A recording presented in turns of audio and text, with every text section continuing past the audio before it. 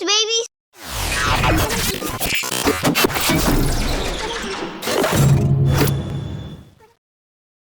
Today we're gonna work on making our own font. So first you start with any font that you want. I'm using Myriad Pro right now because that's my computer's default text. And you just select the whole font, go to Object, press Expand, press OK. What this does is give each letter its own path set. Go back to my Direct Select tool and say I don't want my font to have sharp edges. I'm gonna click inside the fill space, grab this little circle thing, and drag it in. And now this makes all my edges round in a uniform type of way. I don't have any sharp edges anymore. Say I want this circle right here to be smaller.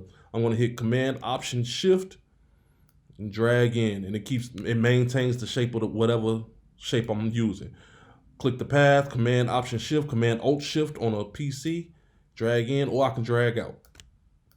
And now I'm making my own font. Grab a point and drag it however you want to make it look. And this is basically how you make your own font in Adobe Illustrator. Hope you guys learned something today. See you next time. Peace.